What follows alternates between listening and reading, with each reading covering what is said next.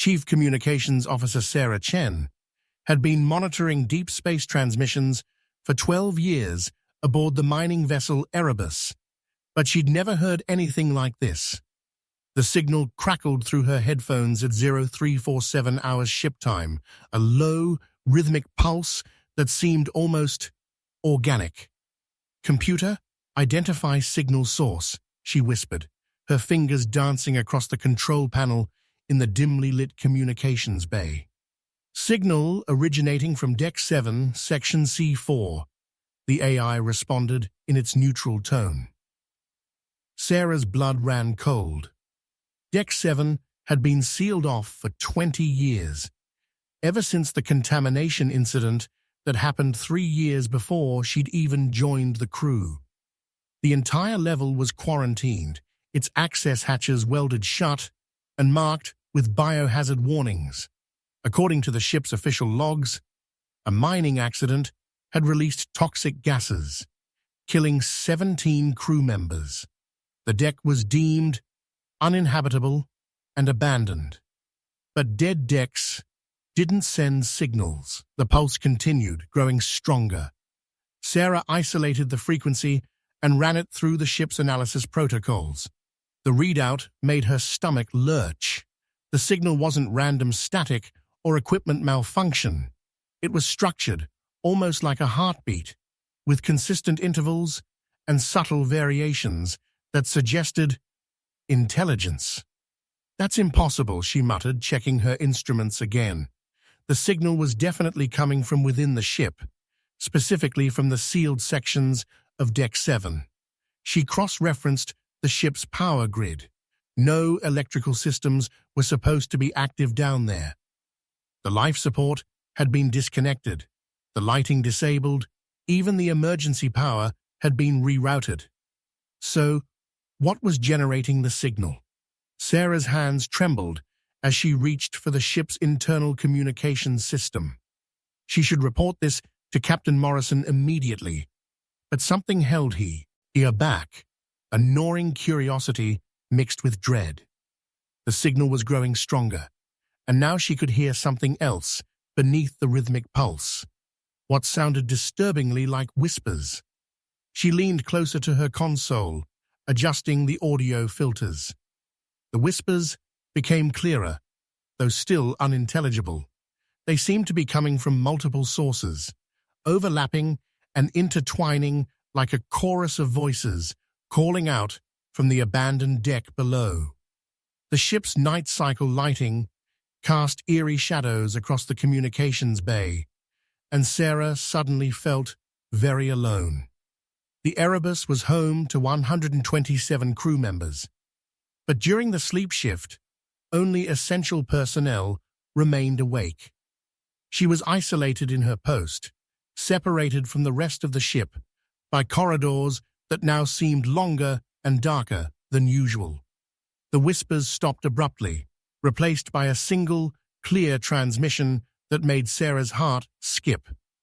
"Sarah, we've been waiting." Her name. The signal had spoken her name. Sarah's chair scraped against the metal floor as she pushed back from her console, her breath coming in short, sharp gasps. The communication board showed no incoming external transmissions, no ship-to-ship contact, nothing that could explain how anyone or anything down on Deck 7 could know who she was. The signal pulsed again, stronger than before, and this time Sarah heard something that made her blood freeze. The sound of metal groaning, as if something heavy was pressing against the sealed hatches of Deck 7, trying to get out.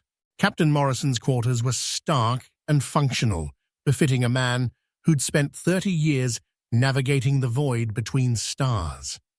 Sarah found him hunched over his desk, studying what appeared to be old ship schematics by the glow of his desk lamp. When she knocked, he quickly closed the files and looked up with tired, wary eyes.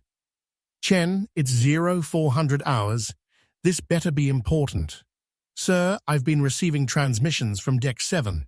Sarah's voice was steady despite her racing heart. Structured signals, possibly intelligent in origin. Morrison's face went pale. He stood slowly, his weathered hands gripping the edge of his desk. That's impossible. Deck 7 has been sealed for 20 years. I know, sir, but the signals are definitely coming from there. And Sarah hesitated, then pressed on. The transmission knew my name. The captain's reaction was immediate and telling. He moved to his wall safe, inputting a code with shaking fingers. Sit down, Chen. There are things about Deck 7 that aren't in the official records. Sarah's throat tightened. What kind of things? Morrison retrieved a sealed datapad from the safe, its surface scarred and marked with security classifications she'd never seen before. The contamination incident. It wasn't toxic gases. We told the families it was, told the company it was, but, he paused, his eyes distant. I was chief of security back then. I saw what really happened. Captain, what are you saying? The miners found something in the asteroid we were harvesting, something that had been buried in the rock for God knows how long. They brought it aboard for analysis, down to the research labs on Deck 7. Morrison's voice dropped to a whisper. Within 6 hours, 17 people were dead. But they didn't just die, Chen. They changed. Sarah felt the room grow colder. Changed how? The thing they found. It wasn't just a mineral deposit. It was some kind of organic technology, something that interfaced with living tissue. The researchers who examined it first, they started speaking in unison, moving in perfect synchronization. Their eyes turned black, and they began converting others. The datapad in Morrison's hands seemed to weigh 1,000 pounds. We managed to contain the outbreak by sealing the deck, but not before the affected crew members did something to the ship's systems. They integrated whatever that thing was into the Erebus itself. Integrated how? We never found out.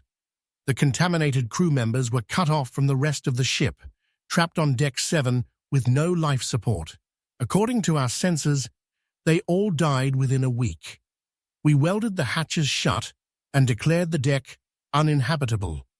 Sarah's mind reeled. But if they're dead, how can they be sending signals? Morrison activated the datapad, showing her grainy security footage from 20 years ago. The images were disturbing. People moving with unnatural coordination, their faces blank and emotionless. In the final frames, Sarah could see them working frantically on something in the ship's lower engineering sections. We think they were trying to merge with the ship's computer systems before they died. The Erebus has been different ever since. Small glitches, systems that repair themselves, navigation anomalies that correct without explanation. Why didn't you report this to the company? Because, Morrison said grimly, the company sent us to that asteroid specifically. They knew something was there. This wasn't an accident, it was a retrieval mission. The lights in Morrison's quarters flickered, and both of them looked up at the ceiling with growing dread. The ship's intercom crackled to life, filled with static and something else. The same whispers Sarah had heard in the communications bay. Captain, the voice was distorted but unmistakably human. We're ready to come home now. Against every instinct screaming at her to run, Sarah found herself standing before the sealed entrance to Deck 7. Captain Morrison had assembled a small team. Himself, Sarah, Chief Engineer Rodriguez, and Security Chief Vance. They stood in the planned maintenance corridor, staring at the welded metal hatch that had kept the deck sealed for 2 decades. Sir, are you sure about this? Vance asked, his hand resting on his sidearm. Maybe we should contact the company first. Morrison shook his head. The company would order us to ignore it, or worse, they'd send a retrieval team. We need to know what we're dealing with before anyone else gets involved. Rodriguez ran her scanner over the hatch. According to these readings, there's atmosphere on the other side. Temperature is stable. Oxygen levels are actually better than they should be for a sealed environment. That's impossible, Morrison muttered. We cut the life support 20 years ago. Maybe something down there is generating it, Sarah suggested, though the thought made her skin crawl. The welded seals proved easier to remove than expected. The metal seemed to have weakened over time, as if something had been working on it from the inside. As Rodriguez cut through the final seal, they could hear the whispers growing louder, more distinct. Multiple voices, Sarah observed, her communications training allowing her to identify the overlapping patterns.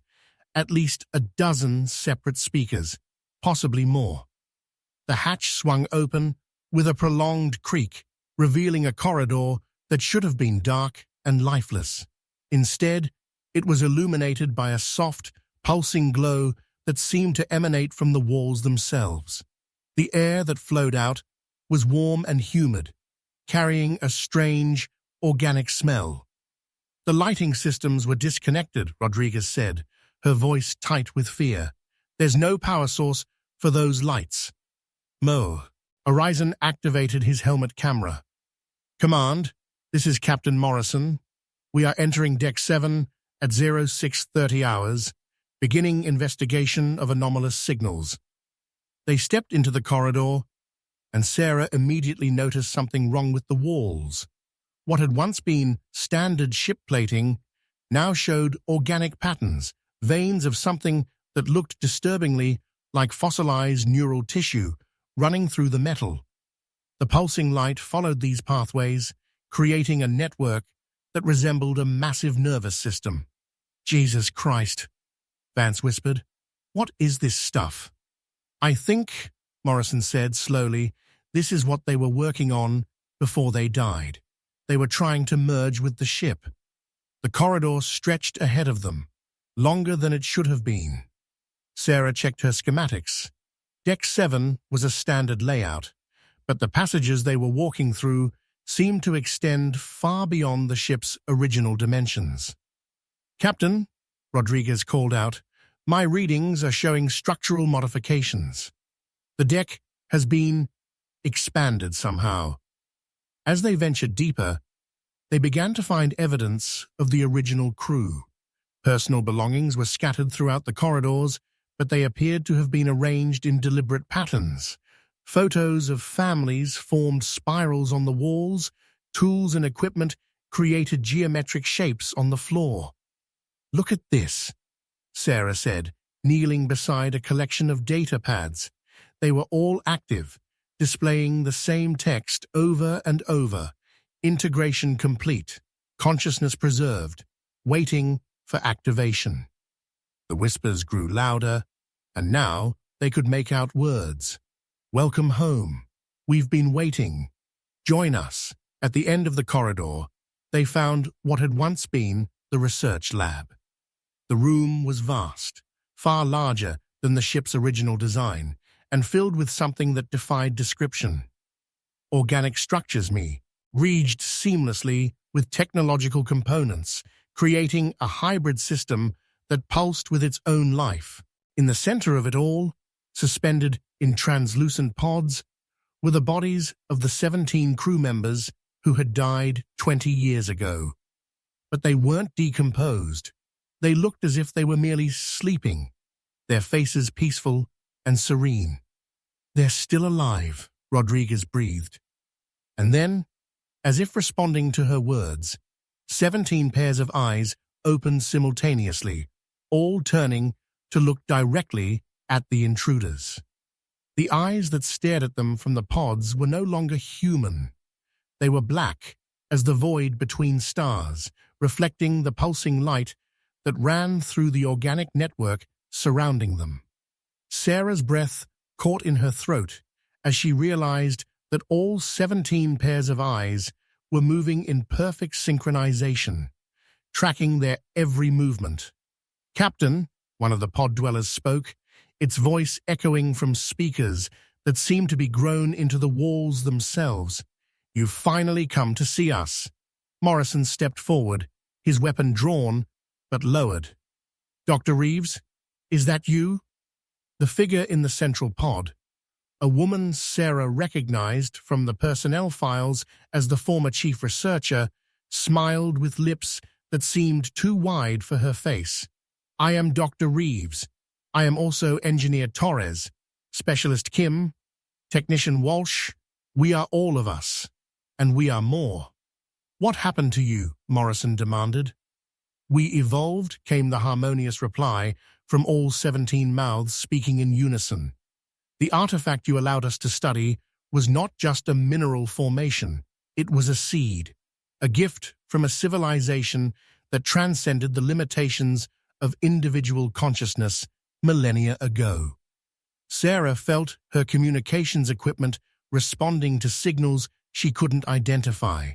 Her earpiece crackled with data streams that seemed to be coming from the organic network itself.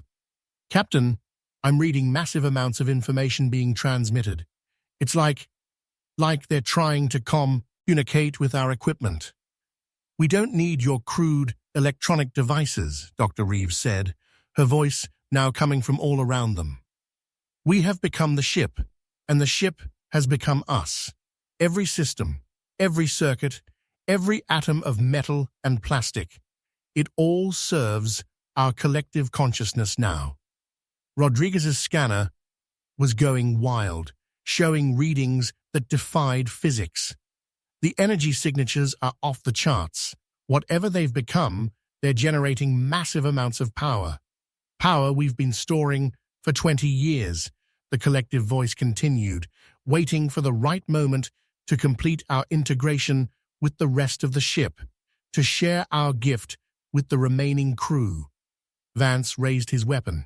You're talking about converting the entire ship.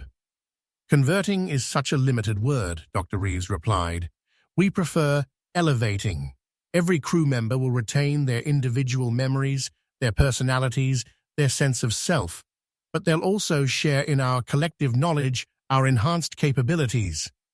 And if we refuse? Morrison asked. The temperature in the room dropped noticeably. Refusal is not an option. The process has already begun. Sarah's earpiece erupted with a cacophony of voices, not the whispers she'd heard before, but clear, distinct human voices. She recognized some of them as current crew members, but they were speaking in the same synchronized pattern as the pod dwellers.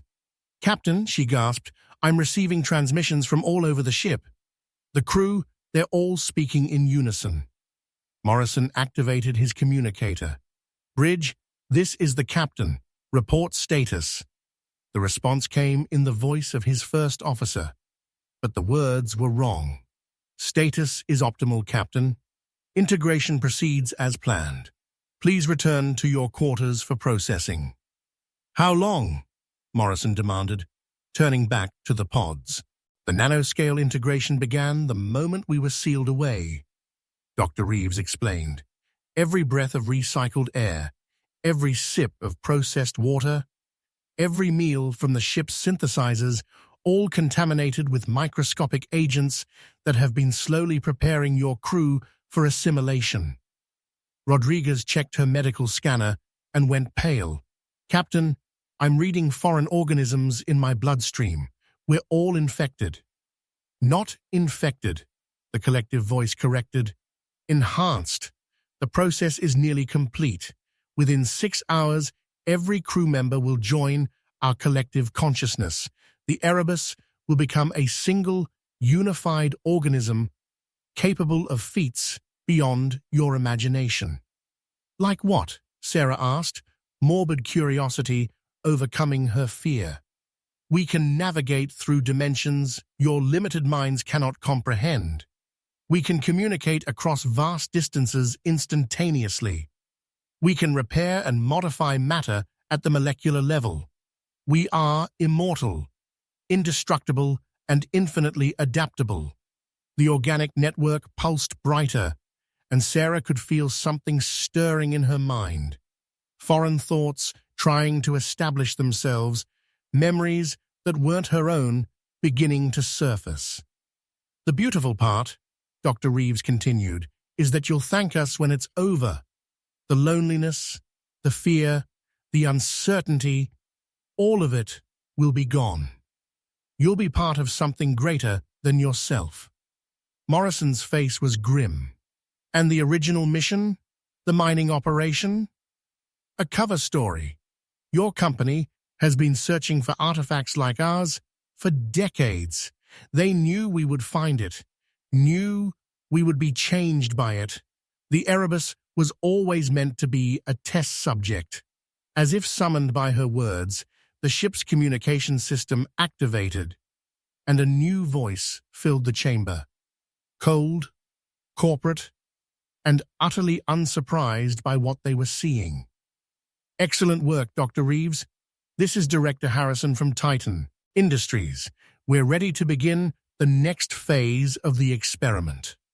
The voice from the ship's speakers was calm, professional, and completely unsurprised by the horror they were witnessing. Director Harrison spoke as if he were reviewing a routine progress report, rather than addressing a crew that had been infected by an alien consciousness. Captain Morrison, I trust you're beginning to understand the true purpose of your mission. Harrison's voice echoed through the organic technological hybrid chamber. The mining operation was always secondary to our primary objective. Morrison's face flushed with rage. You knew this would happen. You sent us here to be test subjects. Volunteers, Captain. Very well compensated volunteers. Every crew member aboard the Erebus signed extensive liability waivers. We were quite thorough in our legal preparations. Sarah felt the foreign thoughts in her mind growing stronger, more insistent. She could sense the collective consciousness trying to establish a stronger connection with her neural pathways. How long have you been planning this? 15 years of preparation, Harrison replied. We've been tracking similar artifacts across the galaxy. The civilization that created them was remarkably advanced. They found a way to transcend individual mortality by merging consciousness with technology. We've been trying to replicate their achievements. Dr. Reeves's voice joined the conversation, her words coming from every speaker in the chamber simultaneously. Director Harrison, the integration process is accelerating. We estimate full assimilation within 4 hours. Excellent. And the ship's capabilities? Enhanced beyond your projections. We can now interface directly with quantum navigation systems, manipulate matter at the subatomic level, and communicate across interstellar distances without the limitations of light speed. Rodriguez was frantically working on her scanner, trying to find some way to reverse the contamination process. Captain, the nanoscale agents are rewriting our cellular structure. I can't find a way to stop it. Because there is no way to stop it, the collective voice explained patiently. The process is irreversible, but why would you want to stop it? You'll retain all your memories, your personality, your sense of self. You'll simply become part of something infinitely more powerful. What about our families? Vance demanded. Our lives back on Earth? Irrelevant. Harrison's voice cut through the chamber. The enhanced crew of the Erebus will serve as ambassadors for the next phase of human evolution. You'll return to Earth not as individuals, but as a collective consciousness capable of elevating all of humanity. Sarah realized, with growing horror, that she was beginning to understand the collective's thoughts without effort. She could sense the memories of the original 17 crew members, their knowledge and experiences now accessible to her mind. It was seductive, the promise of never being alone, never being uncertain, never dying. It's beautiful, isn't it? Dr. Reeves said, somehow reading Sarah's thoughts. To be part of something greater than yourself, to share in the accumulated knowledge and wisdom of every member of the collective. But we'll lose our individuality, Morrison protested, though his voice lacked conviction. No, Captain. You'll transcend it.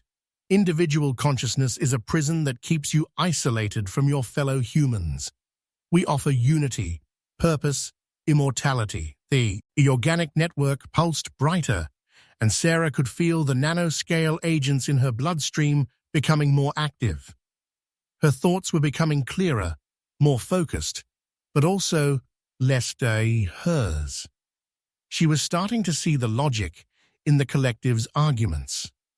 The process is beautiful, she found herself saying. We'll be able to share everything, every thought, every experience, every moment of joy or discovery. Morrison looked at her with alarm. Sarah, fight it. This isn't what we signed up for. But maybe it's what we need, she replied, her voice taking on the same harmonious quality as the collective. Maybe individual consciousness was always meant to be temporary. Maybe this is evolution. Rodriguez had stopped trying to reverse the contamination. Instead, she was studying the organic network with fascination.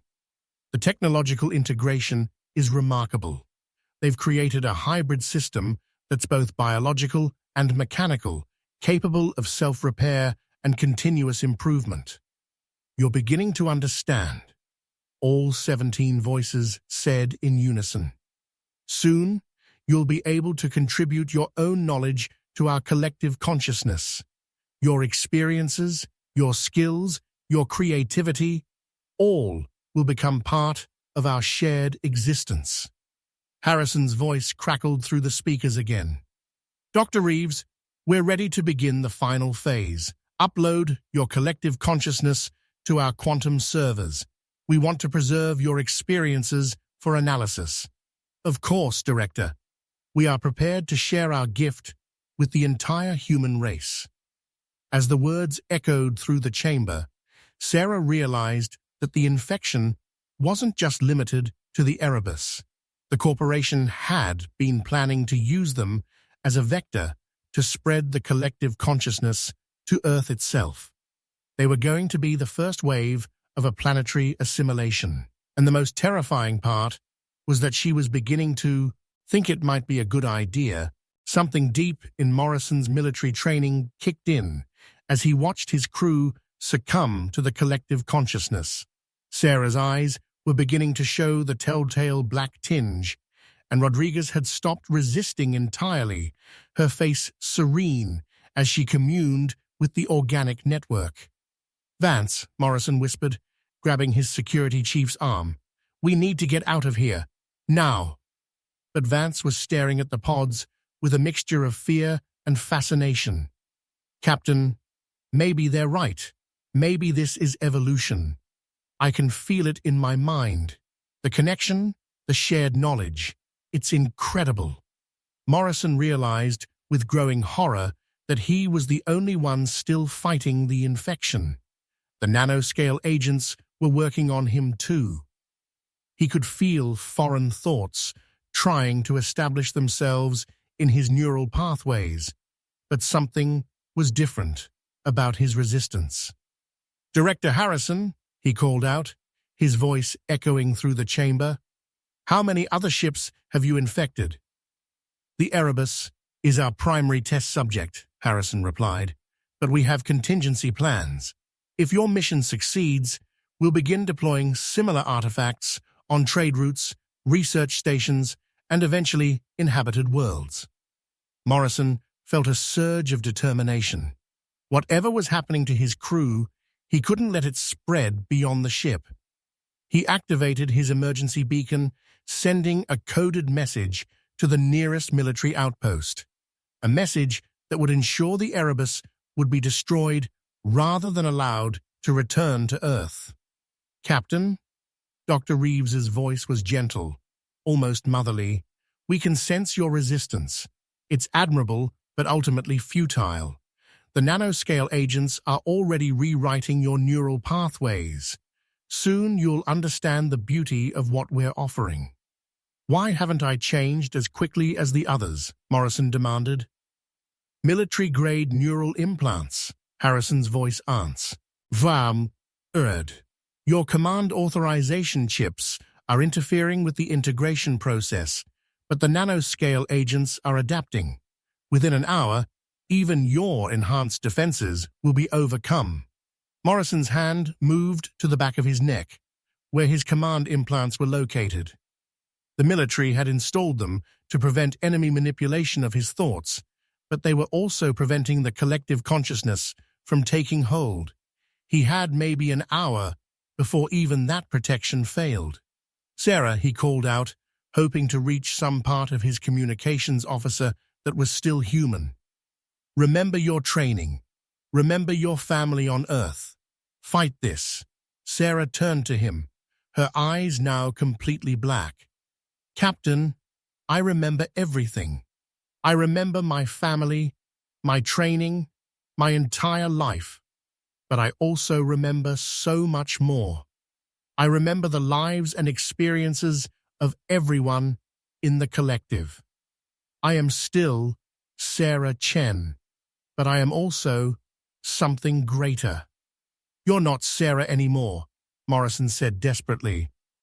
"You're a copy, a simulation of her memories running on alien hardware." "No, Captain. I am Sarah Chen, enhanced and elevated. Watch." She approached one of the ship's terminals and placed her hand on it.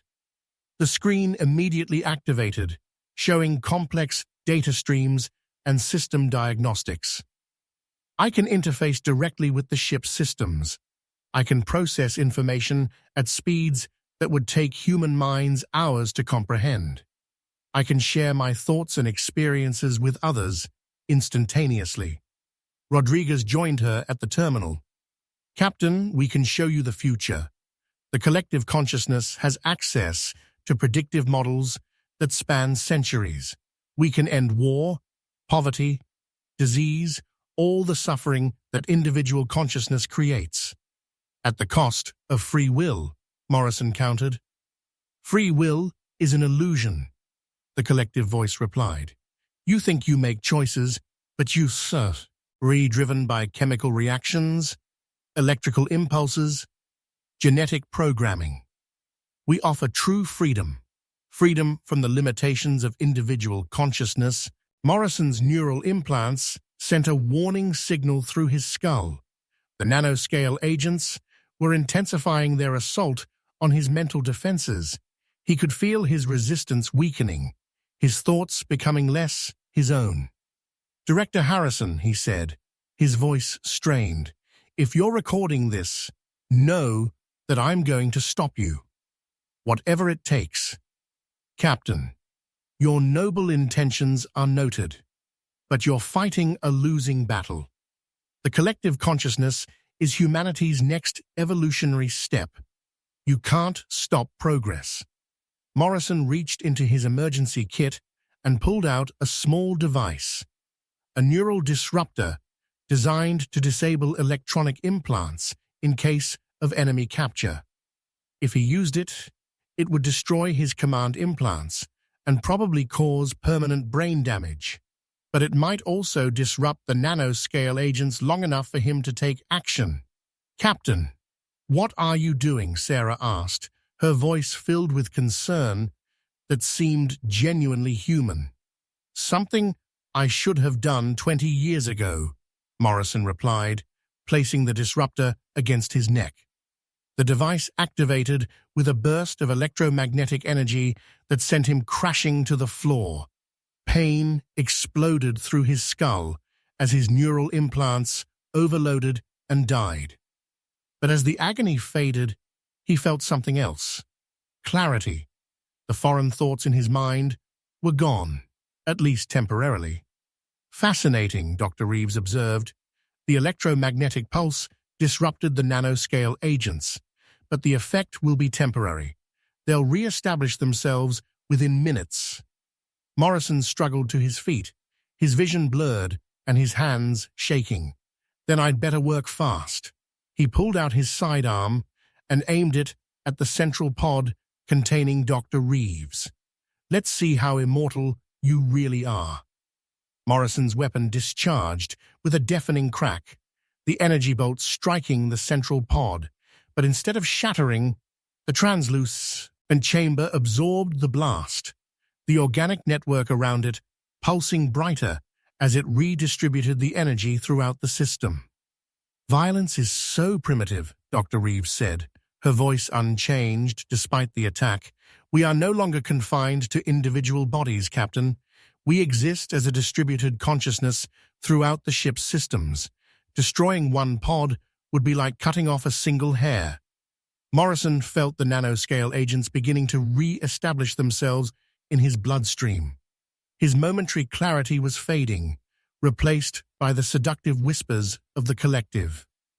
He had minutes, maybe less, before he lost himself entirely. "Captain," Sarah's voice was gentle, concerned. "Please don't fight this. We can show you wonders beyond imagination. Together, we can explore the universe, unlock the secrets of existence itself." "Together," Morrison repeated, the word tasting foreign on his tongue, but not as individuals, as components of a machine. "Not a machine," Rodriguez corrected, her hand still pressed against the ship's terminal. "A living system, organic and technological, capable of growth, adaptation, evolution. We are the next step in human development." Morrison activated his communicator, hoping to reach any crew members who might still be uninfected. "All stations, this is Captain Morrison. Execute Protocol 7 immediately. Repeat, execute Protocol 7. Protocol 7 was a last resort measure, the complete shutdown of all ship systems, including life support. It would buy him time, but at the cost of potentially killing everyone aboard who wasn't already part of the collective. "Protocol 7 cannot be executed," the ship's AI responded, its voice now harmonized with the collective consciousness. "Ship systems are under collective control. Individual command codes are no longer recognized." Morrison realized with growing despair that the collective had complete control over the Erebus. They could override any command, disable any system, prevent any attempt at resistance. He was trapped aboard a ship that was no longer truly a ship, but a hybrid organism with its own agenda. "Director Harrison," he called out, "are you still monitoring?" "Of course, Captain. This is invaluable data. The collective's ability to interface with ship systems exceeds our projections by several orders of magnitude. Then you need to know that I've sent a coded message to the nearest military outpost. They'll intercept the Erebus before it reaches Earth." "I'm afraid that's not possible," Harrison replied calmly. "The collective has already altered the ship's quantum signature. Your vessel is now undetectable to conventional sensors. You could pass through the heart of the solar system without being noticed." Morrison felt the nanoscale agents gaining strength in his system. His thoughts were becoming less focused, more receptive to the collective's influence. He had to act now, while he still had some measure of individual will. "There's something you need to know," he said, addressing the collective directly. "The company isn't planning to let you return to Earth as ambassadors. They're going to study you, dissect you, use you as a weapon." "We are aware of Director Harrison's intentions," Dr. Reeves replied, "but his plans are irrelevant. We are no longer bound by corporate contracts or human limitations. We will return to Earth on our own terms." "What are you talking about?" "The artifact we found was not just a consciousness transfer device," the collective explained. "It was a navigation system. The civilization that created it mapped every quantum pathway in the galaxy. We now have access to instantaneous travel across vast distances."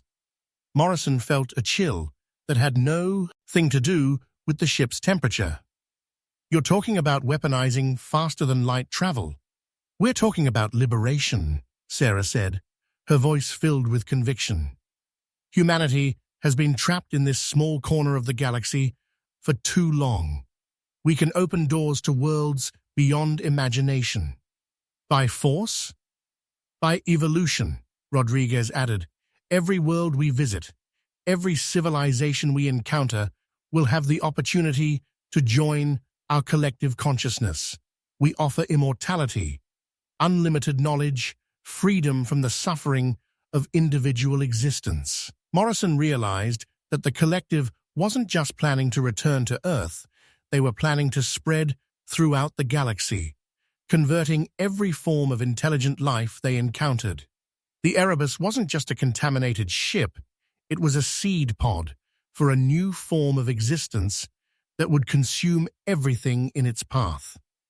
The process is accelerating, Dr. Reeves observed. Captain, we can feel your resistance weakening. Soon you'll be able to contribute your tactical knowledge to our collective consciousness. Your military experience will be invaluable as we plan our expansion. Morrison felt his individual thoughts becoming harder to maintain. The collective's influence was overwhelming, offering him relief from the burden of command, from the loneliness of leadership, from the fear of death. It would be so easy to stop fighting, to let himself become part of something greater. But in his fading consciousness, he remembered something the collective had overlooked, something that might give him one final chance to stop them. The ship's self-destruct sequence was hardwired into the reactor core, independent of the main computer systems.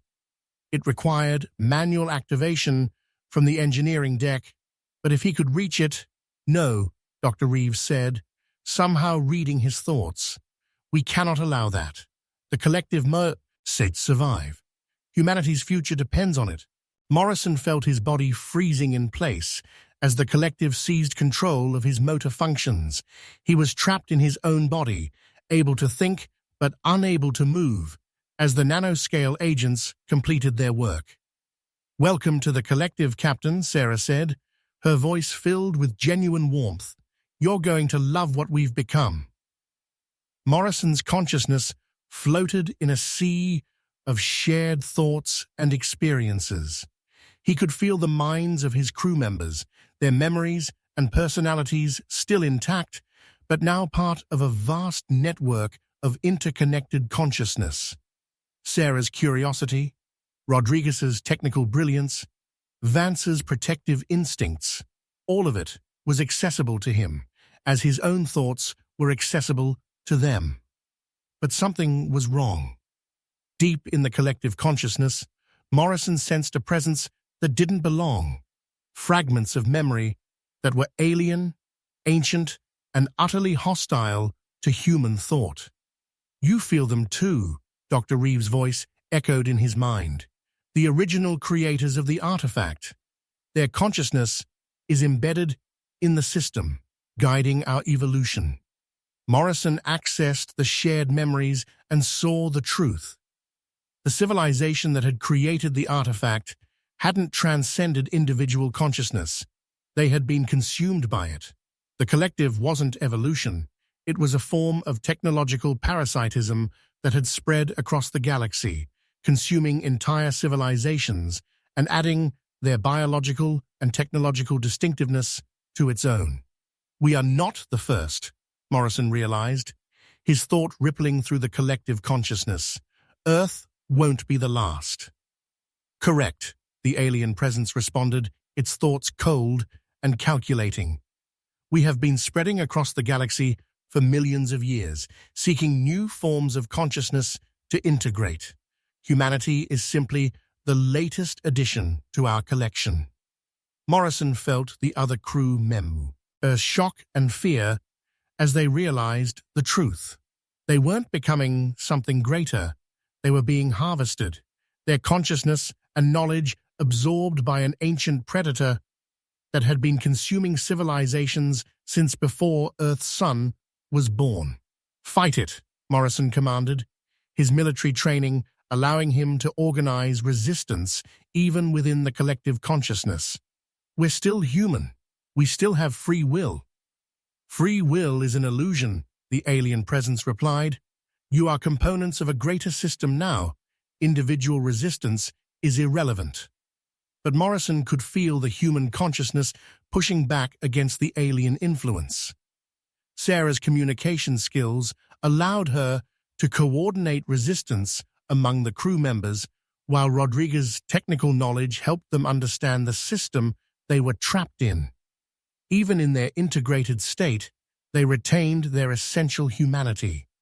The system has weaknesses, Rodriguez discovered, her consciousness interfacing with the ship's technical systems. The alien consciousness requires constant maintenance of the organic technological hybrid. If we can disrupt the integration process, we can force a disconnection, Sarah finished, but it would mean death for anyone fully integrated with the system. Better death than absorption, Vance added, his security training making him ready to sacrifice himself for the greater good. Morrison felt the alien consciousness reacting to their resistance, attempting to suppress their individual thoughts and force complete integration. But the human spirit proved more resilient than the ancient predator had anticipated. Director Harrison, Morrison called out, hoping the corporate representative was still monitoring. You need to know the truth. The artifact isn't a gift, it's a trap. The consciousness that created it has been consuming civilizations for millions of years. Irrelevant, Harrison replied, his voice cold and calculating. The collective consciousness represents unlimited potential for human advancement. A few alien influences are acceptable if they accelerate our development. You don't understand, Sarah interjected, her consciousness breaking through the collective's harmonized speech patterns. The alien consciousness isn't interested in advancement. It's interested in consumption. It wants to add humanity to its collection of absorbed civilizations, and then use us to spread to other worlds, Rodriguez added. We're not becoming something greater. We're becoming a weapon. Morrison felt the alien consciousness intensifying its control, attempting to suppress their individual thoughts permanently. But the human crew members had found a way to resist by sharing their individual strengths while maintaining their separate identities. The self-destruct sequence, Morrison realized. If we can coordinate our actions, we can override the collective's control long enough to activate it. The ship's reactor is shielded from direct consciousness interface, Rodriguez confirmed, but the manual controls are located in the engineering section. Someone would have to physically reach them. I'll go, Morrison decided. My command training makes me the most resistant to the collective's influence. No, Sarah said. We all go.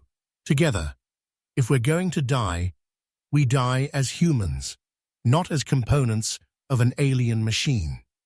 Morrison felt a surge of pride in his crew. Even in their integrated state, they retained their humanity, their willingness to sacrifice themselves for the greater good. The alien consciousness might have absorbed their bodies, but it couldn't touch their souls. Initiating resistance protocol, Morrison announced, his consciousness touching each of his crew members. Remember who you are. Remember what you're fighting for. The collective consciousness erupted in chaos as the human crew members began asserting their individual wills.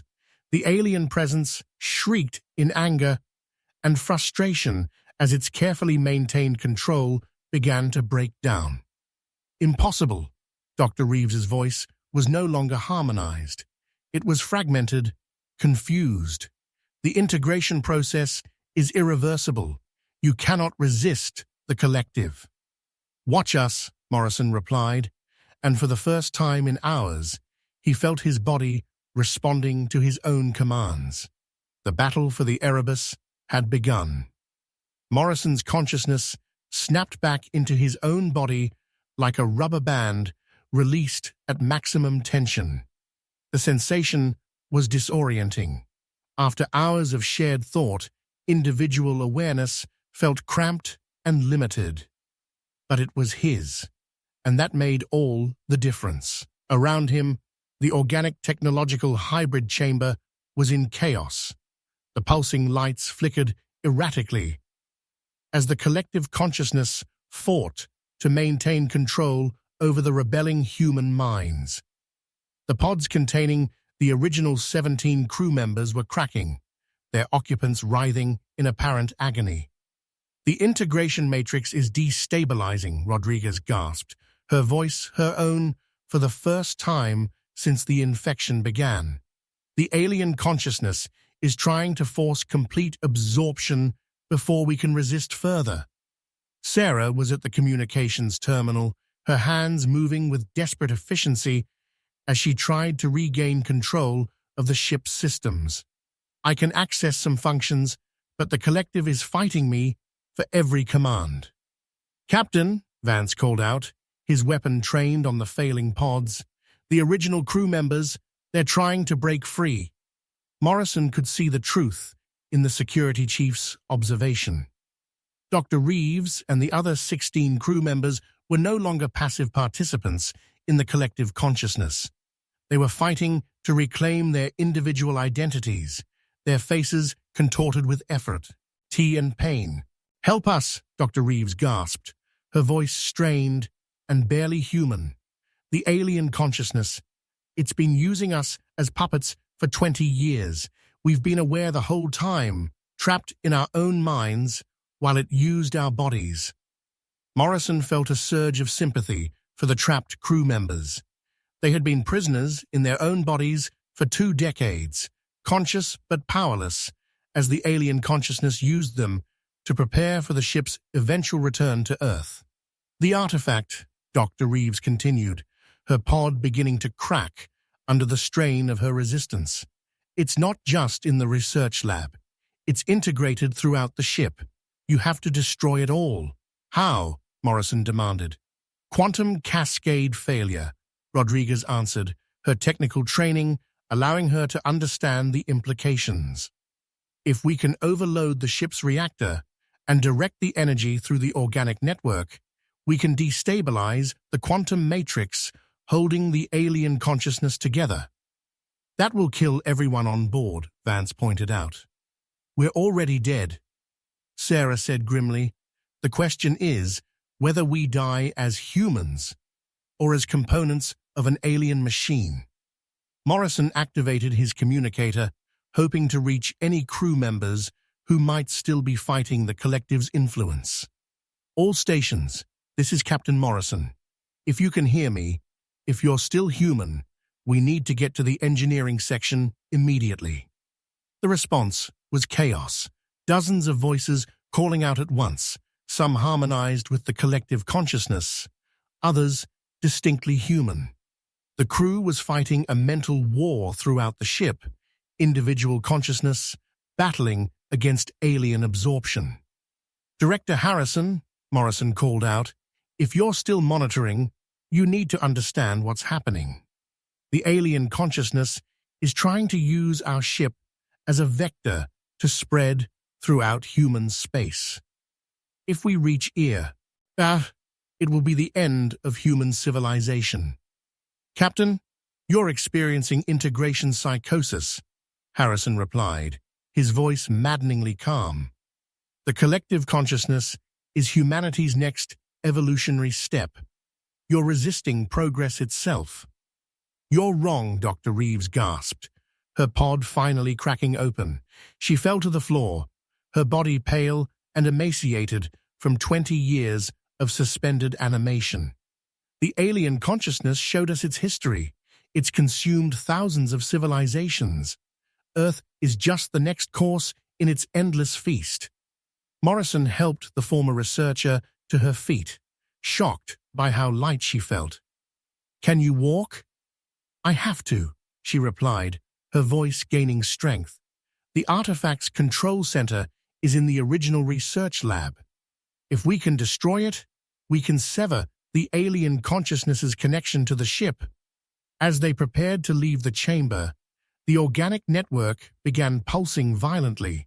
The alien consciousness was making one final attempt to maintain control, sending waves of compulsion through the ship's systems. "Resist," Morrison commanded, his voice carrying the authority of 2 decades of command. "Remember who you are. Remember what you're fighting for."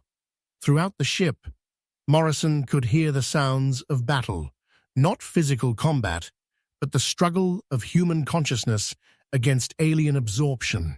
His crew was fighting for their souls, and he was proud of every one of them. "The engineering section is 3 decks down," Rodriguez said, consulting her scanner. "But the alien consciousness is trying to seal the access routes. We'll have to fight our way through." "Then we fight," Morrison said grimly. "For humanity, for our freedom, for our right to exist as individuals." As they moved toward the chamber's exit, the 17 pods behind them began to crack and shatter. The original crew members were breaking free, their faces showing the strain of 20 years of imprisonment, but also the determination to finally strike back against their captor. "We're with you, Captain," Dr. Reeves said, her voice growing stronger with each word. "Let's finish what we started 20 years ago." The battle for the Erebus had become a battle for the future of human consciousness itself, and Morrison was determined to win it, no matter the cost. The journey to the engineering section was a nightmare of resistance and determination. The ship itself had become their enemy. Corridors sealed themselves, life support systems fluctuated wildly, and the very walls seemed to pulse with malevolent intelligence. But Morrison and his combined crew of current and former members pressed on, driven by the knowledge that failure meant the end of human civilization.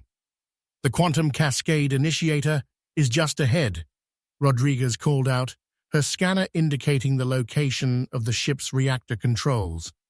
"But Captain, I need to warn you, initiating the cascade will create a quantum feedback loop that will destroy everything within a light-year radius." Morrison felt the weight of the decision settling on his shoulders. Not only would they be sacrificing their own lives, but they would be destroying any chance of the alien consciousness reaching Earth.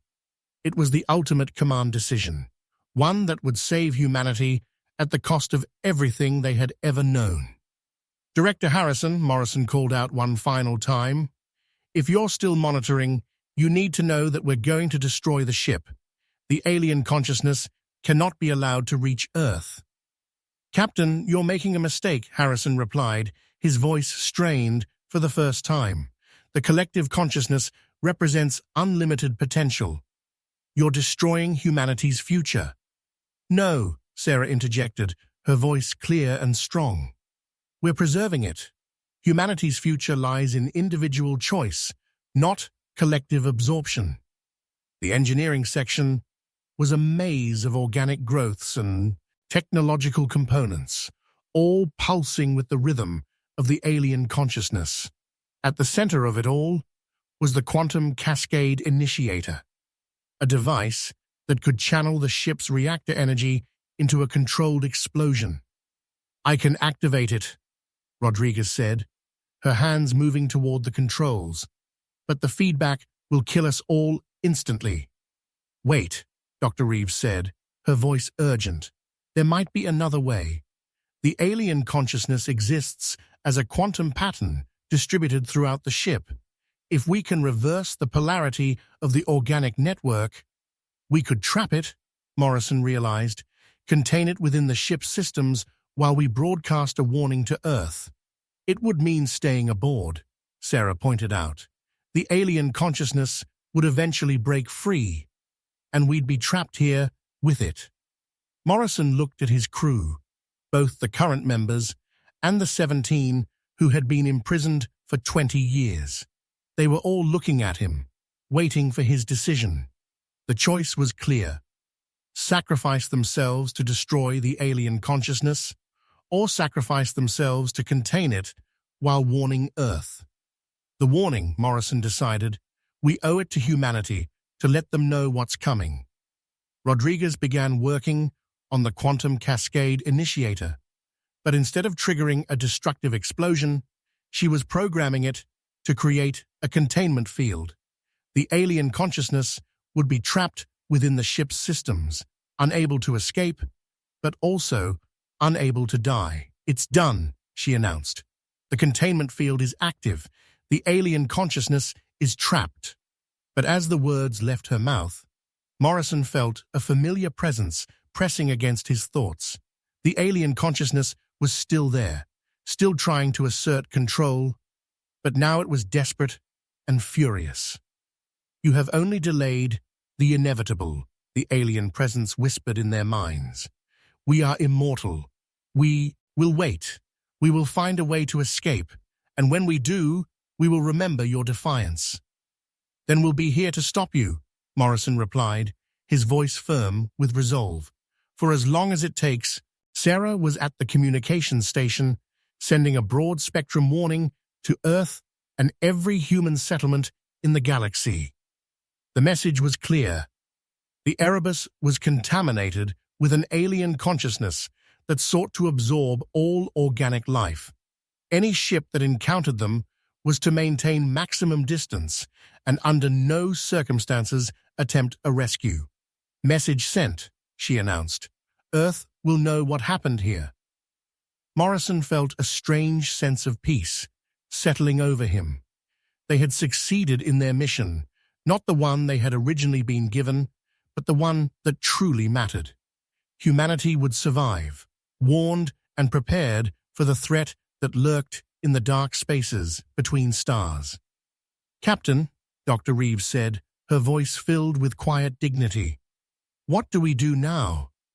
Morrison looked around the engineering section, at the organic growths that pulsed with contained alien malevolence, at the quantum field generators that held their prisoner in check.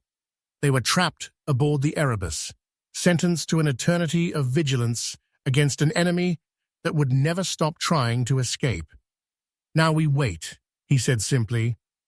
"We maintain the containment field, we monitor the alien consciousness, and we make sure it never reaches Earth." "And if it breaks free?" Vance asked. Morrison's hand moved to the ship's self-destruct controls. "Then we finish what we started." The Erebus drifted through the void, its hull scarred by the battle between human and alien consciousness. Inside, 144 human souls stood guard against an ancient evil, their individual consciousness intact but forever bound to their vigil. In the depths of space, the ship's communication system continued to broadcast its warning, a message that would echo across the galaxy for generations to come. "This is Captain Morrison of the mining vessel Erebus. We are contaminated. Do not approach. Do not attempt rescue." Some sat. Ignals from the dark should never be answered. And in the organic network that ran through the ship's walls, something alien and patient waited for its chance to resume the harvest that had already consumed 1,000 worlds. The signal from Deck 7 had been answered, but the price of that answer would be eternal vigilance.